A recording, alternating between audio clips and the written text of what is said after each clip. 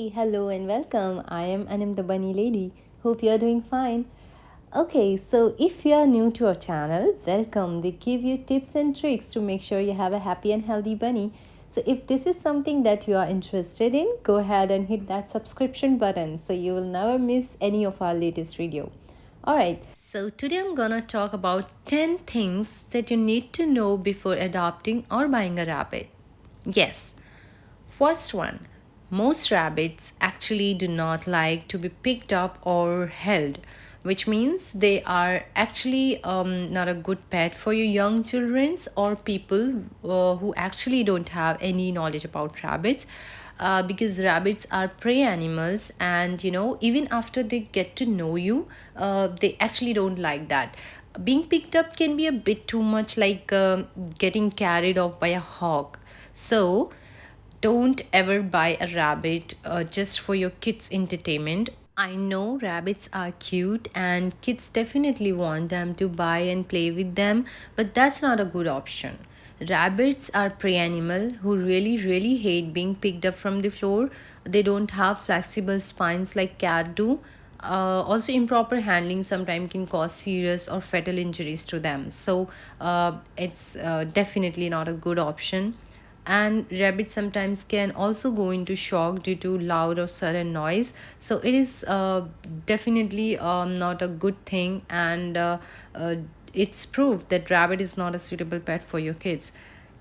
Also, when you have to pick up your rabbit, of course you'll have to pick up your rabbits once in a while, before going to any vet or for just and for any reason.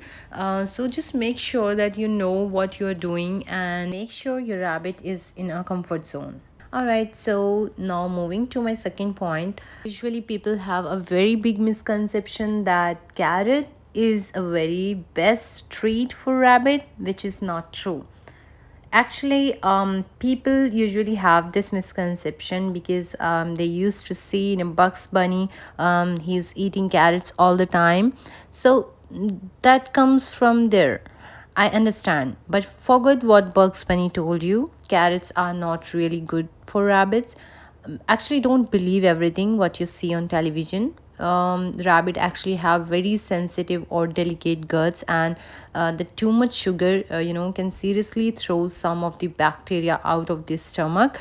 Even the natural sugar found in fruits and some veggies, that can also be very much for your rabbit.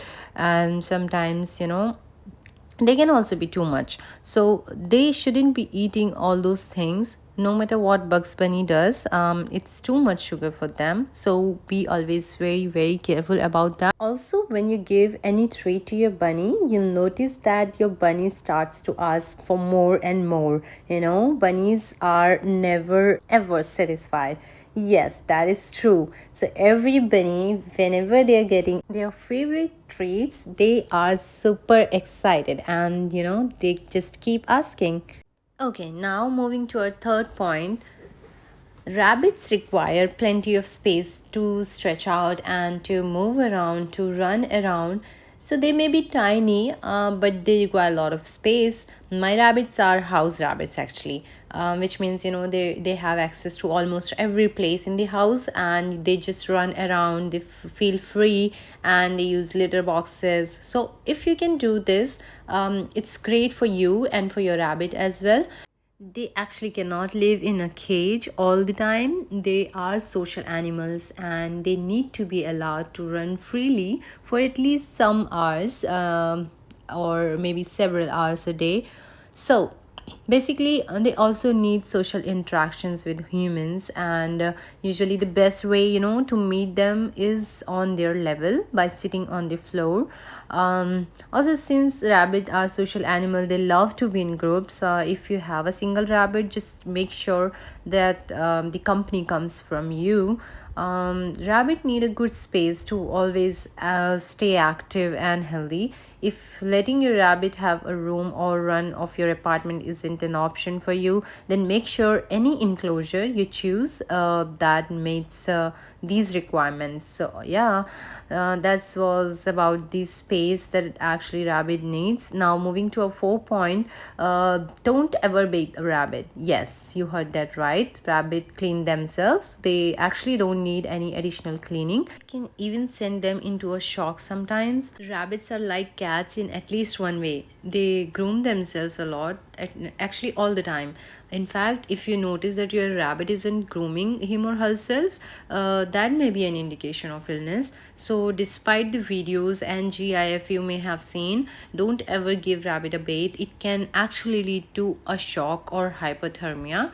So don't ever do that with your rabbit. And on the other hand, it's true that an unwell rabbit might need to have his or her butt clean, uh, but just wipe it with a damp cloth and let it dry. You should never actually fully submerge your rabbit in the water. That's the main thing you should remember always. Other than that, everything is fine. So now moving to our fifth point, a healthy rabbit's diet. Yes, so a healthy rabbit's diet is very specific, and it should always include unlimited hay, fresh water, and fresh greens every day.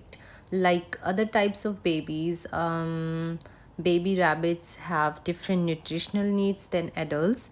While the rabbit is young and up to 6 months of age, the ideal diet is unlimited hay, of course, and several tablespoons of young rabbit pellets that actually do not contain any dried fruit or veggies. That's it. Don't offer fruits ever, but veggies is fine at least, but that too have a lot of water content, and we actually don't want our rabbit to have diarrhea at such age. So just give everything in a limit, whatever you're giving your rabbit, whether it's a treat, veggies, or anything. Other than that, hay is fine. Unlimited hay you can provide to your rabbit, that is all fine. Once a rabbit reaches 6 months of age, the diet switches to unlimited hay and begin adding on leaf greens. Okay, so it means when a rabbit is more than 6 months of age, you can basically add some leafy greens to their diet. For every 5 pounds of rabbit, it means if your rabbit is 2 kg or 3 kg, something like that, you can definitely offer 2 cups of fresh leafy greens twice a day, for lifetime. So this was all about your rabbit diet, and now the sixth point is all rabbit pellets and treats aren't healthy. Yes, that's true, and some may even contain things that no rabbit should be eating. So rabbit pellets are convenient, I know, but unnecessary for rabbit. If you're feeding unlimited hay and fresh greens, that is not a good thing. Avoid all pellet mixes that have dry fruits, seeds, or nuts. None of that is stuff that rabbits should be eating. Look for a pellet with at least 20% crude fiber, less than 14% protein, and less than 2% fat. Also other potentially dangerous treats you should avoid that some pet stores sell actually. Rabbits should not eat that as well. Their systems simply are not made to digest it. I'm telling you, it's not something that they can digest easily, so it's gonna be a big big big problem later. Yeah, that was all about their diet. Okay, now if I talk about the seventh point, it's spraying and neutering.